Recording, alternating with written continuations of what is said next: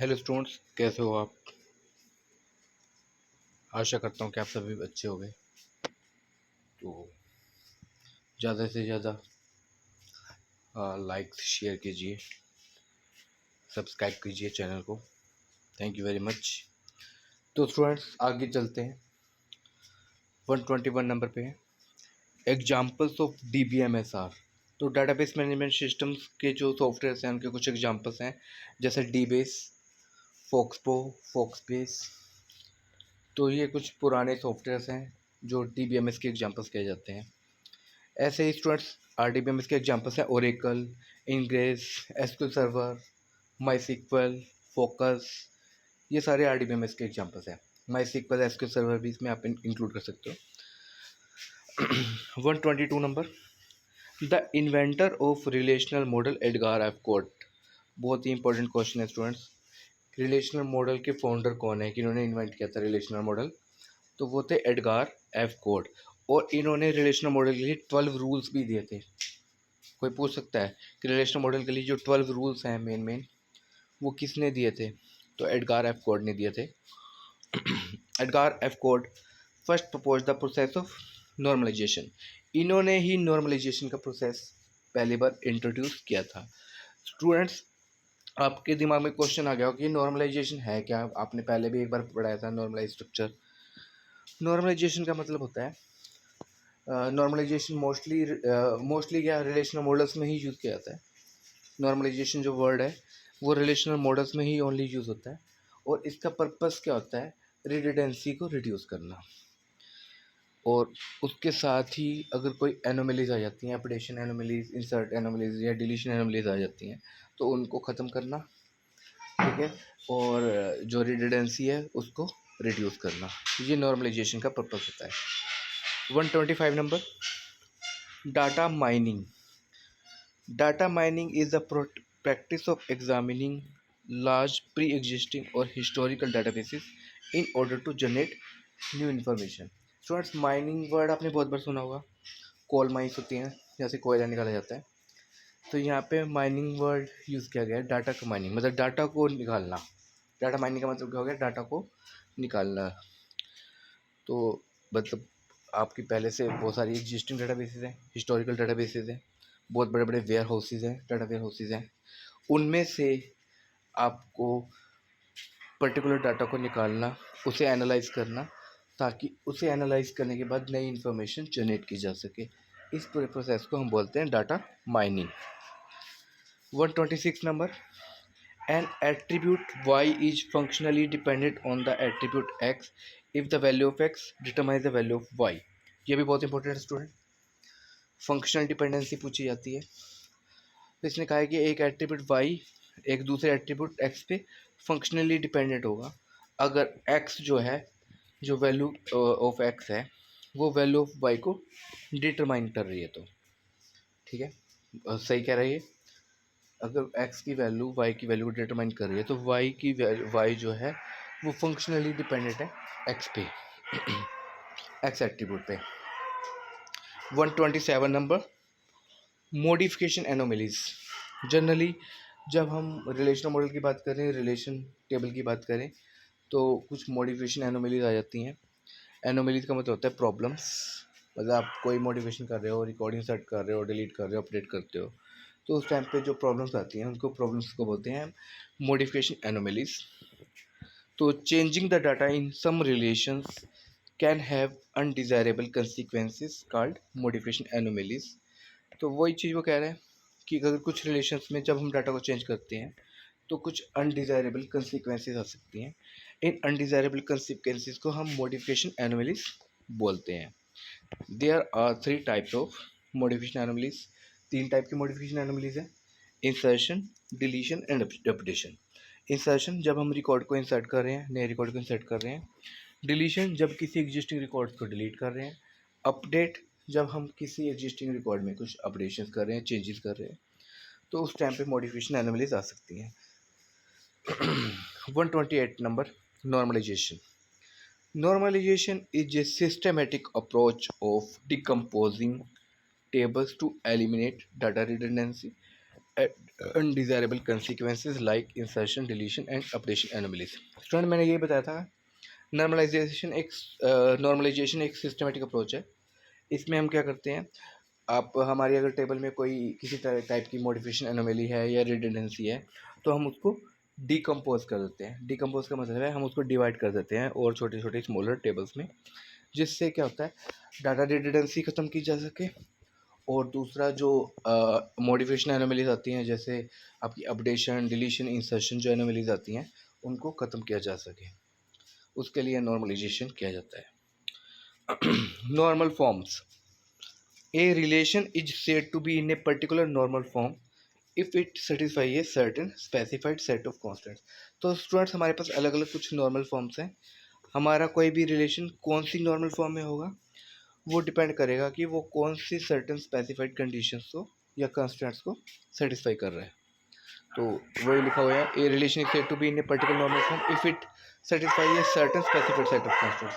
जब आपका रिलेशन एक specified certain set of constants को अगर वो स्पेसिफाई कर पा रहा है, तो वो उस पर्टिकुलर नॉर्मल फॉर्म में हो जाएगा। तो कौन कौन सी नॉर्मल फॉर्म्स हैं, इनके बारे में पढ़ेंगे। जनरली स्टूडेंट्स, जो क्वेश्चंस आते हैं इससे रिलेटेड, उनमें जनरली इनकी डेफिनेशन की यूँ डेफिनेशन ही आ जाती है, और आपको पहचानना होता है कि वो कौन सी नॉर्मल फॉर्म की वहाँ पे बात कर रहा है। डेफिनेशन आ जाती हैं और आपको पहचानना होता है कौन सी नॉर्मल फॉर्म की वहाँ पे बात की जा रही है। तो फर्स्ट नॉर्मल फॉर्म है जिसको हम 1NF लिख सकते हैं।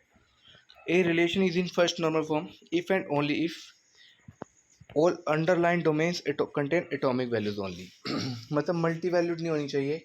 कोई भी एट्रीब्यूट है, उसका जो डोमेन है उसमें सिर्फ एटॉमिक वैल्यूज होनी चाहिए, मल्टी वैल्यूड नहीं होनी चाहिए।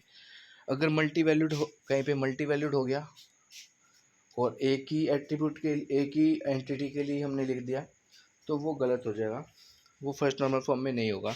तो फर्स्ट नॉर्मल फॉर्म यही कहती है कि किसी भी एट्रीब्यूट की वैल्यू से जो है, उसका जो डोमेन है उसमें सिर्फ एटॉमिक वैल्यूज होनी चाहिए, मल्टी वैल्यूड एट्रीब्यूट नहीं होना चाहिए आपका। सेकंड नॉर्मल फॉर्म, इसको हम 2NF लिख सकते हैं। ये क्या कहता है, a relation is in 2NF if it is in 1NF and every non key attribute is fully dependent on the key. तो इसमें उसने कहा है एक रिलेशन 2NF मतलब सेकंड नॉर्मल फॉर्म में तब होगा जब वो फर्स्ट नॉर्मल फॉर्म में तो है ही। फर्स्ट नॉर्मल फॉर्म का मतलब एट्रीब्यूट्स जो हैं वो मल्टी वैल्यूड नहीं है, एटॉमिक है। और फिर उसके बाद वो क्या कहता है, and every non key attribute is fully dependent on the key. तो मतलब आपके रिलेशन में कोई ना कोई एक प्राइमरी की तो होगी, एक ऐसा फील्ड होगा, जैसे रोल नंबर हो गया स्टूडेंट्स के अंदर, रजिस्ट्रेशन नंबर हो गया, अगर लाइब्रेरी की बात करें तो बुक आईडी होगी, एम्प्लॉयज़ की बात करें तो एम्प्लॉय आईडी होगी। तो एक ऐसा की होगी, तो जितने भी दूसरे नॉन की एट्रीब्यूट्स हैं, अगर उस पर वो फुली डिपेंडेंट है उस की एट्रीब्यूट पे, तो ऐसी जो नो फॉर्म है वो मेरी सेकंड नॉर्मल फॉर्म हो जाएगी। स्टूडेंट्स, इसको एक एग्जांपल के तो देखते हैं। हमें ये मान लो कि नीचे एक टेबल दी हुई है, रिलेशन दिया हुआ है, और उस रिलेशन का नाम है स्टूडेंट प्रोजेक्ट। इसमें जो एट्रीब्यूट्स हैं वो है student ID, project ID, student name और प्रोजेक्ट नेम। इसमें अगर हम देखें तो स्टूडेंट नेम को आइडेंटिफाई कर रहा है स्टूडेंट आईडी, मतलब प्राइमरी की वहाँ पे स्टूडेंट आईडी है। लेकिन अगर देखा जाए तो प्रोजेक्ट नेम के लिए भी एक प्रोजेक्ट आईडी है। तो यहाँ तो दो दो एट्रीब्यूट्स ऐसे हो गए जो कि एट्रीब्यूट की तरह दिखाई दे रहे हैं, एक तो स्टूडेंट आईडी और एक प्रोजेक्ट आईडी। तो ये सेकंड नॉर्मल फॉर्म में तो नहीं है, क्योंकि सेकंड नॉर्मल फॉर्म में तो क्या होगा, एक ही की एट्रीब्यूट होगा और सारे नॉन की एट्रीब्यूट उस पर डिपेंडेंट होंगे। तो यहाँ पे लिख दिया नॉट इन 2NF। तो हम क्या करेंगे, इसको डिकम्पोज कर देंगे। डिकम्पोज किया तो पहली टेबल बनी स्टूडेंट, जिसमें मेरे पास एट्रीब्यूट्स आ गए स्टूडेंट आईडी, स्टूडेंट नेम और प्रोजेक्ट आईडी। और दूसरी टेबल मेरे पास बनी, उसका नाम मैंने रखा है प्रोजेक्ट, और उसमें मेरे पास बनी प्रोजेक्ट आईडी और प्रोजेक्ट नेम। अब पहली टेबल में स्टूडेंट आईडी आपकी प्राइमरी की बन गई, बाकी सारे नॉन की एट्रीब्यूट्स हैं। इसी तरीके से हम प्रोजेक्ट टेबल की बात करें तो इसमें भी प्रोजेक्ट आईडी जो है वो की एट्रीब्यूट है, प्रोजेक्ट नेम आपके दूसरा एट्रीब्यूट्स हैं। तो हर एक में एक ही की एट्रीब्यूट है। स्टूडेंट टेबल में स्टूडेंट आईडी की एट्रीब्यूट है, जबकि प्रोजेक्ट में प्रोजेक्ट आईडी की एट्रीब्यूट है। तब अब ये कह सकते हैं कि ये दोनों आपकी सेकंड नॉर्मल फॉर्म में होंगी। Next is third normal form. Third normal form यहाँ पे 1NF ही लिख रखा है, जो मुझे ऐसा लग रहा है गलत लिख रखा है। तो ये थर्ड नॉर्मल फॉर्म है, यहाँ पे 1NF नहीं आएगा, 3NF आएगा, इसे ठीक कर लेना। A relation is in 3NF if and only if it is in 2NF and every known key attribute is non transitively dependent on the primary key. तो स्टूडेंट्स उन्होंने क्या कहा है कि एक रिलेशन थर्ड नॉर्मल फॉर्म में तब होगा जब वो सेकंड नॉर्मल फॉर्म में तो है ही, लेकिन उसके अलावा जितने भी नॉन की एट्रीब्यूट्स हैं वो प्राइमरी की पे डिपेंडेंट है, लेकिन फुली डिपेंडेंट ना होकर नॉन ट्रांजिटिवली डिपेंडेंट है। अगर फुली डिपेंडेंट है तो वो हमारा सेकंड नॉर्मल फॉर्म हो जाएगी, अगर नॉन ट्रांजिटिवली डिपेंडेंट की बात आ रही है तो वो हमारी थर्ड नॉर्मल फॉर्म हो जाएगी। स्टूडेंट्स डेफिनेशन ही छुपी हुई है, यहाँ पे fully dependent on the primary की आ जाएगा तो आप सेकंड नॉर्मल फॉर्म लिख सकते हो। जहाँ पे नॉन ट्रांजिटिवली डिपेंडेंट की बात आ जाती है तब आप उसे आके मीच के थर्ड नॉर्मल फॉर्म लिख सकते हो। एग्जाम्पल देखें स्टूडेंट, तो यहाँ पे जो टेबल है वो है स्टूडेंट डिटेल, एक टेबल है, इसके अंदर स्टूडेंट आईडी है, स्टूडेंट का नाम है, उसकी सिटी है और सिटी का जिप कोड है। जिप कोड हमारे यहाँ पे पिन कोड भी बोल देते हैं। तो ये स्टूडेंट टेबल मेरे पास टेबल है।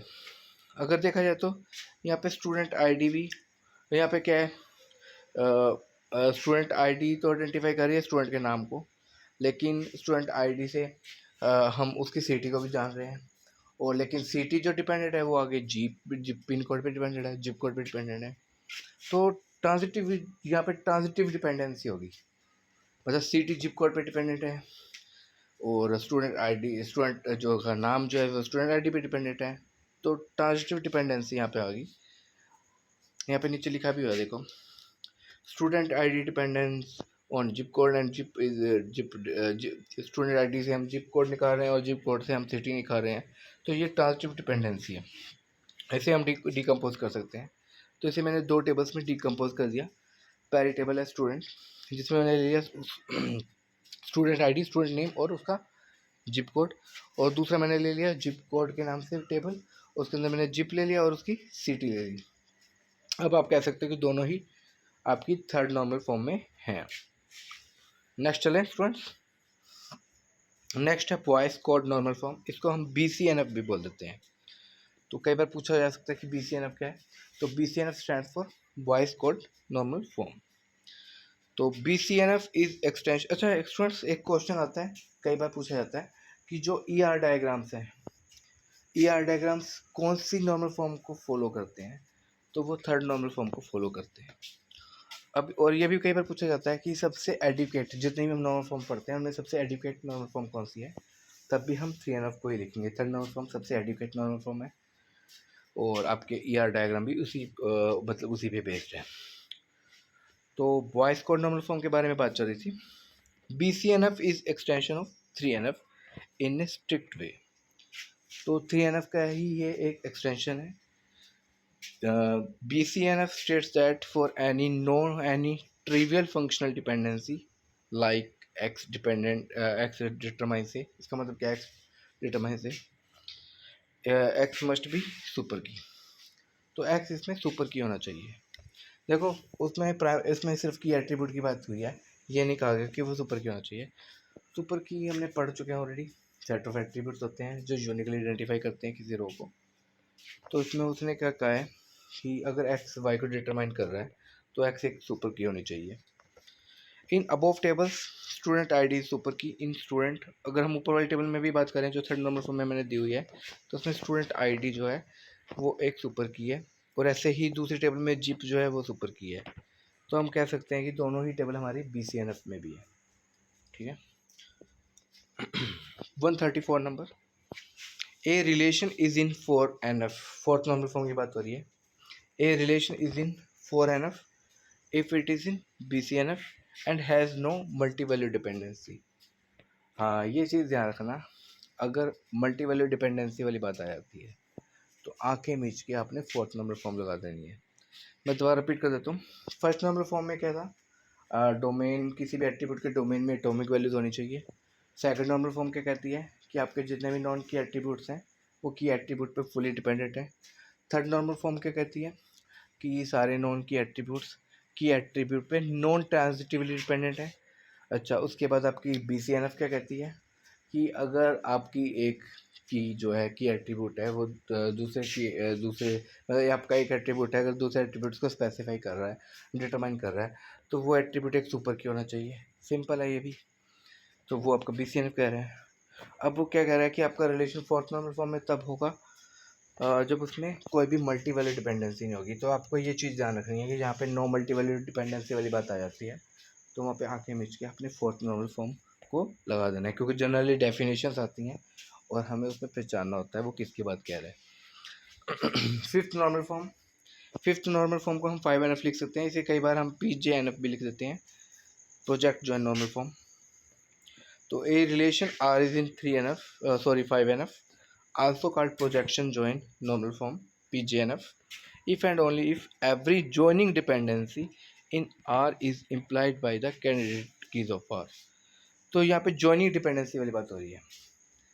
तो हर चीज़ में देखो फ़र्क है। अगर मल्टी वैल्यू डिपेंडेंसी वाली बात आ जाती है तो फोर्थ नॉर्मल फॉर्म, अगर जॉइनिंग डिपेंडेंसी वाली बात आ जाती है तो फिफ्थ नॉर्मल फॉर्म हम आँख मिच के लगा देंगे। तो मल्टी वैल्यू डिपेंडेंसी क्या होती है स्टूडेंट्स, उसके बारे में बता रखा है थोड़ा सा। कंडीशंस दे रखी है मल्टी वैल्यू डिपेंडेंसी के बारे में। देयर मस्ट बी 3 और मोर एट्रीब्यूट्स। मल्टी वैल्यू डिपेंडेंसी कहाँ पे होने के चांसेस रहते हैं, जहाँ पे 3 या उससे ज़्यादा एट्रीब्यूट्स हो।